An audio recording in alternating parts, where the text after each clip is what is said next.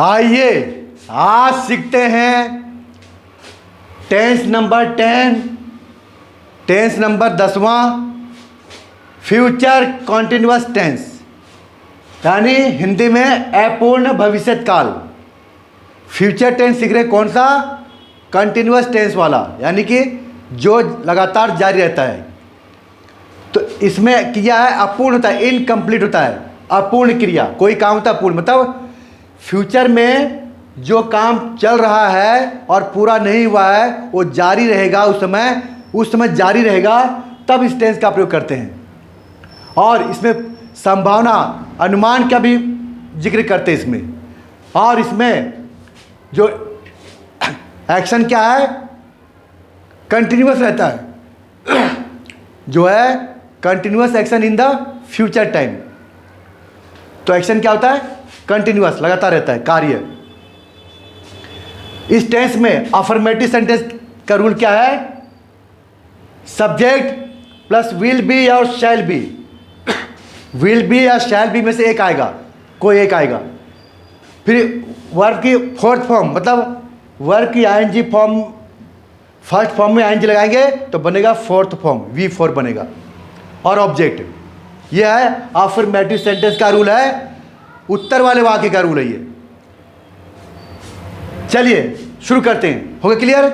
जब कोई कार्य फ्यूचर में चल रहा होगा उस समय, तब इस टेंस का प्रयोग करते हैं, लगातार जारी रहना। और हिंदी में क्या पहचान है? रहा होगा, रहे होंगे, रही होगी, रहा होऊंगा, ये हिंदी में पहचान है, लास्ट में होता है हिंदी में। और आई और वी के साथ शैल आता है, और आई वी को छोड़ के कुछ भी आ जाए आप लगाएंगे विल। विल मतलब होता है गागेगी, शैल मतलब भी गागेगी। चलिए सेंटेंस नंबर 1 देखिए। पहला सेंटेंस है इसमें मैं अगले महीने गांव जा रहा हूँगा, ये सेंटेंस है, मैं अगले महीने गांव जा रहा हूँगा। सब्जेक्ट क्या है? आई। फिर विल या शैल, टाई के साथ क्या आता है? शैल, आई शैल। और उससे क्या आएगा? बी। और ये जो बी है, ये बी सभी में आता है, चाहे शैल आ रहा हो चाहे विल, बी दोनों में आता है, खाली विल और शैल को चेंज करना है। तो हेल्पिंग वर्ब क्या है इसमें? विल और शैल, दो हेल्पिंग वर्ब हैं। तो आई और वी के साथ शैल, बाकी के साथ विल आता है। तो बी जो है दोनों में आता है, और बी मतलब होता है हो, होना, हूँगा, हूँ, ये सब आते हैं। ठीक है, आगे फिर वर्ब की आईएनजी फॉर्म, कौन सा? किसका? ये जा रहा, गो से गोइंग, गो से हो गया गोइंग।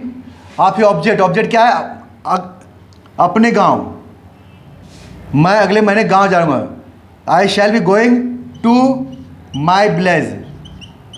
माई विलेज कब जा रहा हूँगा? अगले महीने, नेक्स्ट मंथ, नेक्स्ट मंथ। हो गया, फुल स्टॉप। क्लियर हो गया? कितना इजी है ना, आसान। I shall be going to my village next month. आप देखिए जैसे जैसे हिंदी है वैसे अंग्रेजी बनी है। अंग्रेजी जो ट्रांसलेशन है, अंग्रेजी में ट्रांसलेशन वैसे हुआ है जैसे हिंदी में है। लोग कहते हैं कि हिंदी सीखेंगे या हिंदी से अंग्रेजी नहीं सीख पाएंगे। कैसे नहीं सीखेंगे? अगर हमें पूरा ट्रांसलेशन आ गया तो सब कुछ आ जाएगा, प्रैक्टिस करने की बात है बस। तो देखिए मैं के लिए आई हो गया, और ये शैल मतलब क्या होता है? गागेगी। शैल मतलब आपको बताया था कि शैल और विल होता है गागेगी। क्या होता है? ये गा। शैल और विल का होता है गा, गे, गी, लास्ट वाला गागेगी। हो गया क्लियर? तो शैल आ गया, इसलिए शैल आया है। फ्यूचर में गागेगी आता है बताने के लिए। उसमें बी मतलब क्या होता है? हो। बी मतलब हो, ये रहा हो के लिए ये। तो ये दोनों मिल के बना ना। अगर हम बी हटा देंगे तो सिर्फ हो जाएगा गागेगी, तो सेंटेंस रॉन्ग हो जाएगा। अब आगे आई, रहा, रही, जा रहा, जा रहा के लिए क्या आ जाएगा? गोइंग। अब टू होता है जगह, जाते थे कहीं जाते हैं तो टू होता है उस जगह को के लिए, गांव को, टू माई विलेज। अब नेक्स्ट मतलब अगले, मंथ मतलब महीना, सब आ गया। अब इसमें से एक कोई सा बिठा दो, सेंटेंस रॉन्ग हो जाएगा। मान लिया आपने बी हटा दिया, हट गया बी। आप देखिए सेंटेंस क्या बनेगा? मैं आई शैल गोइंग टू माई विलेज, इसका मतलब होगा मैं अगले महीने गांव जा रहा। अब ये जो हूँ लिखा है इसकी हिंदी नहीं आएगी, बी हटा दिया तो ये हिंदी हट गई, ये देखो ये हो गया, हो गया। अब पढ़िए, अब सेंटेंस अटपटा लग रहा है ना, लग रहा है अटपटा। मैं अगले महीने गांव जा रहा गा, जा रहा गा, गा हो गया, क्या हो गया गा। क्यों गा हो गया? क्योंकि सिर्फ शैल है। अब जा रहा हूँगा, हूँ जब भी आएगा जब भी लगाएंगे, यहाँ भी लगाएंगे और यहाँ ये हूँ जुड़ जाएगा, हो गया। तो देखा बी क्या काम कर रहा है? हूँ के लिए, हूँ या हो के लिए। और शैल क्या काम कर रहा है? गा गे गी के लिए। तो एक एक चीज आ रहा है। जैसे जैसे हिंदी है अंग्रेजी भी उसी तरह से बनी है, आलतू फालतू इसमें कुछ नहीं आया है। आगे देखते हैं। लड़के खेल रहे होंगे तो बॉयज हो गया, लड़के बहुत सारे हैं, बॉयज, बॉयज हो गया। आगे विल या शैल, तो बॉयज है तो क्या आएगा? आई वी को छोड़ के बाकी के साथ विल, तो बॉयज विल, विल हो गया। अब उसके बाद क्या करना? बी, बी आएगा क्योंकि बी आता है दोनों में। हमें सिर्फ विल और शैल को चेंज करना है और बी तो दोनों में आ रहा है। तो विल और शैल हेल्पिंग वर्ब है। इस टेंस में शैल क्या है? Helping verb. विल क्या है? Helping verb. विल और शैल की हिंदी क्या है? गा गे गी। हिंदी क्या होता है? गा गे गी। तो आई शैल, बॉयज विल बी। अब फोर्थ फॉर्म आईएनजी फॉर्म क्या है? प्लेइंग। ये होगा प्लेइंग, हो गया। अब यहाँ फुल स्टॉप, क्योंकि आगे ऑब्जेक्ट नहीं है। यहाँ लिखा ऑब्जेक्ट मैंने अदर वर्ड्स, अन्य शब्द, अब यहाँ नहीं है। क्या खेल रहे हैं? कुछ नहीं है अभी। तो बॉयज विल बी प्लेइंग, हो गया क्लियर। तो एक एक चीज़ आ रहा है, एक हटा देंगे रॉन्ग हो जाएगा हिंदी। मान लिया आपने विल हटा दिया, हट गया। अब हिंदी बनाइए, देखिए लड़के खेल, लड़के हो गया बॉयज, खेल रहे प्लेइंग हो गया, खेल रहे यहाँ तक हो गया खेलने प्ले। और ये बी मतलब हो गया हो, और ये गे, गे कट गया, यानी गे नहीं है, गा गे नहीं है। तो क्या हो जाएगा? लड़के खेल रहे हो, लड़के खेल रहे हो जाएगा। ये गा गे नहीं आएगा। फ्यूचर में गा गे की मस्ट है, इसलिए यहाँ पर आते हैं विल। अब हो गया, हो गया होंगे, बी, विल बी मतलब होंगे, होगा। विल बी मतलब होता है होगा, होंगे, होगी, ठीक है। अगर विल भी लगाएंगे तो जगह होगा, होंगे, होगी, विल बी। और रहा रही लगाएंगे आईएनजी फॉर्म तो रहा हो जाएगा, रहा। अगर आईएनजी लगाएंगे तो रहा रहे रही बनेगा। ऐसे हिंदी है। तो एक एक चीज़ की हिंदी है। रहा रहे के लिए क्या आ रहा है? ING form. और खेल के लिए क्या है? प्ले। रहा रहे के लिए आईएनजी फॉर्म, खेल के लिए प्ले, बी के लिए हो, और गा के लिए विल, और लड़के के लिए बॉयज। सब कुछ आ गया, एक्स्ट्रा कुछ नहीं है। हिंदी जैसी अंग्रेजी वैसे ही है। कितना इजी ट्रांसलेशन है। आगे वह सो रही होगी, ये हम अनुमान लगा रहे हैं, ऐसा गेस कर रहे हैं, अनुमान लगा रहे हैं, ठीक है। पॉसिबिलिटी हो या कोई अनुमान लगाते हैं तो हम वहाँ पर भी इस टेंस का प्रयोग करते हैं। तो क्या आएगा? शी, फिर गा के लिए विल, और हो के लिए बी, और सोने के लिए स्लीप, स्लीप, और रही के लिए आईएनजी फॉर्म, और यहाँ फुल स्टॉप, हो गया। क्या बन गया इसमें? She will be sleeping. कितना आसान है। एक एक चीज़ आ रहा है ना, ये आलतू फालतू नहीं आ रहा है। जैसे हिंदी वैसे अंग्रेजी आ रही है। क्लियर हो गया? तो आसान टेंस था, कोई दिक्कत नहीं है। आप मिस्टेक किस में करेंगे? नेगेटिव और इंटरोगेटिव में, उसमें गलतियाँ होंगी आपकी, उसमें मिस्टेक करेंगे। उसमें क्यों करेंगे? क्योंकि लोग क्या करते हैं? बी के बाद लगाते हैं नोट, यही बहुत बड़ी मिस्टेक करते हैं, यहाँ देखते नहीं है। तो याद रखिए, जब नेगेटिव बनाएंगे तो हमेशा विल और शैल के बाद लगाएंगे नोट। जैसे मैं अगले महीने गांव नहीं जा रहा हूँ, यानी लिख दिया नहीं, नहीं लिख दिया ना, क्या गया? नहीं, नहीं जा रहा हूँ।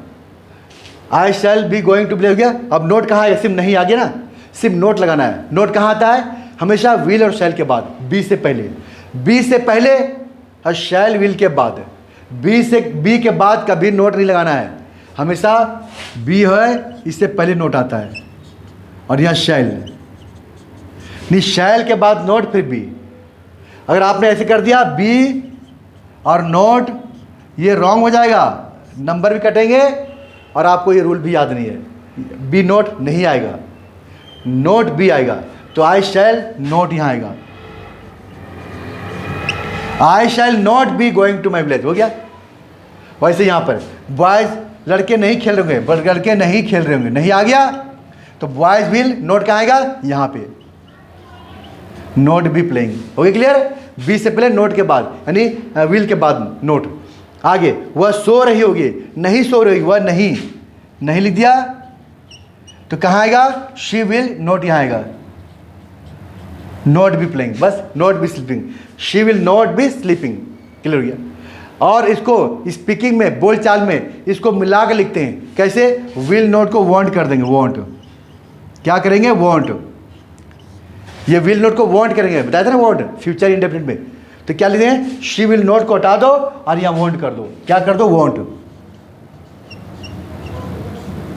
वॉन्ट कर देंगे, तब बच जाएंगे कि नोट कहाँ आना है, कोई कन्फ्यूजन नहीं। वॉन्ट में तो मिल जाएगा, आपस में मिल गया ना विल नोट, तब फिर ये कन्फ्यूजन नहीं रहेगा कि भाई नोट यहाँ आएगा कि यहाँ आएगा।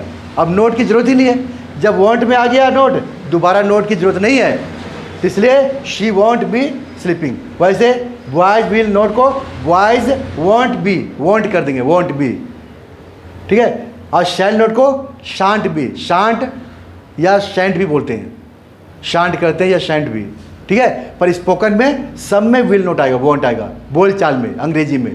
लिखने में शैल नोट विल नोट का ध्यान रखना पड़ेगा, नहीं तो पेपर में एग्जाम में नंबर कट जाएंगे और एग्जाम आएगा कंपटीशन का, वहाँ फेल हो जाएंगे। तो इस तरह से उसमें ध्यान रखना है, किस में ध्यान रखना है, एग्जाम में। तो जो ऑफिशियल लैंग्वेज होता है, भाषा जो होती है, स्कूल में काम होते हैं, जो ऑफिस में जो कार्य होता है, सब विल शैल का प्रयोग करते हैं, ध्यान रखते हैं विल शैल का होता है यूज।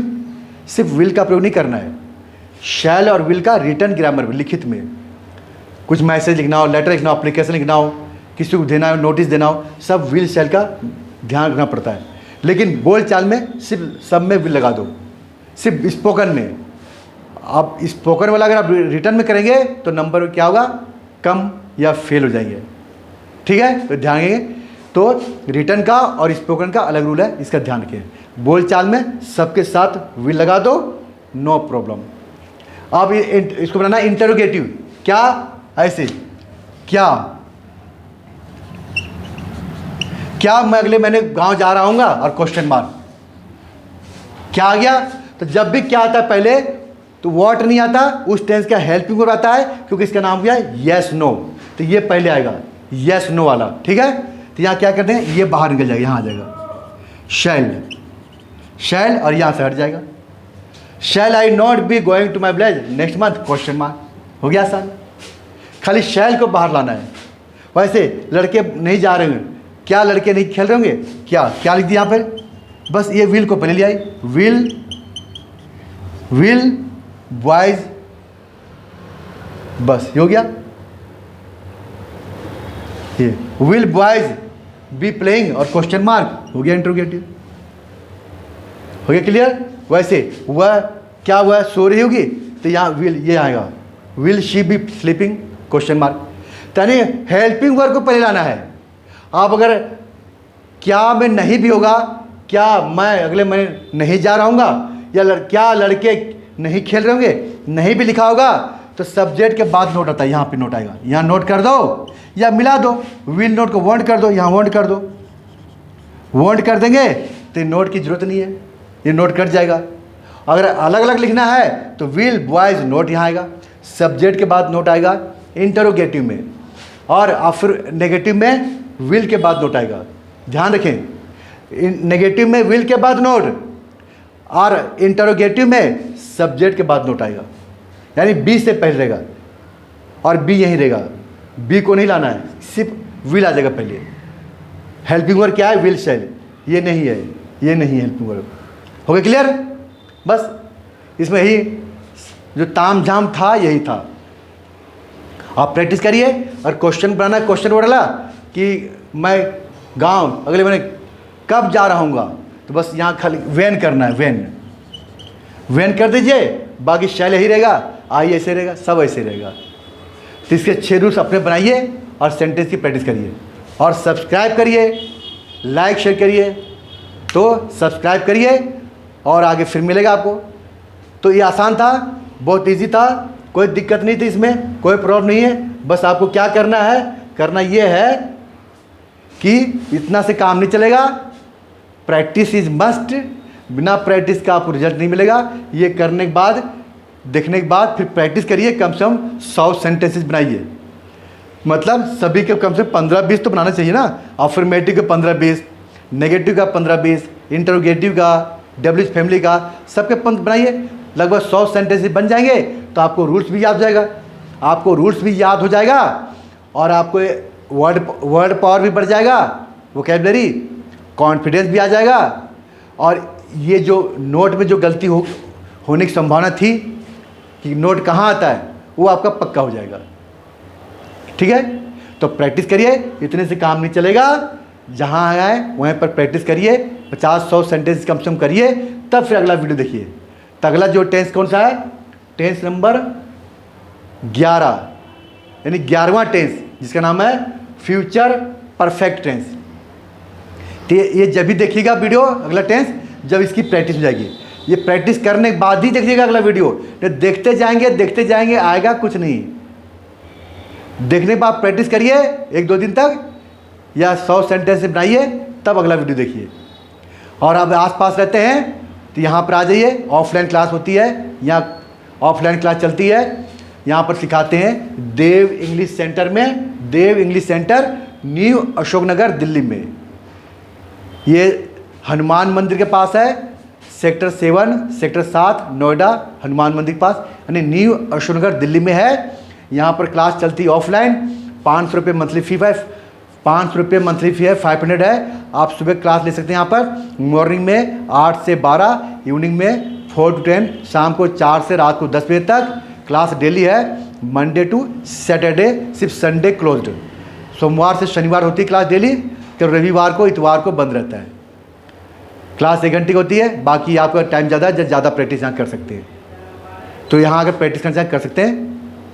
अगर आपको मटेरियल नहीं आपके पास है, हमारे पास मटेरियल है यहाँ पर, 150-200 सेंटेंस, 200-300 सेंटेंसेज है। तो यहाँ चैप्टर वाइज कोर्स कराते हैं, चैप्टर वाइज है, हर एक चैप्टर से प्रैक्टिस करवाते हैं।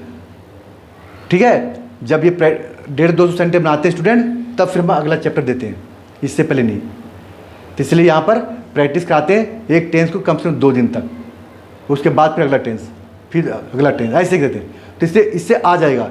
आप ऐसे देखेंगे तो आएगा ही नहीं, खाली जानकारी मिलेगी, वो कॉन्फिडेंस नहीं आएगा। आप खुद चेक करिए, इसको देख लीजिए, आप फिर इसके बाद आगे बढ़ जाइए। देखिए आपको नहीं आएगा अंग्रेजी, फिर सब सेंटेंस बनाएंगे मिक्स, फंस जाएंगे आप, मिले जुले वाक्य। ठीक है, तो सब्सक्राइब करिए, फिर मिलते हैं नेक्स्ट वीडियो में। Tense number 11, future perfect tense.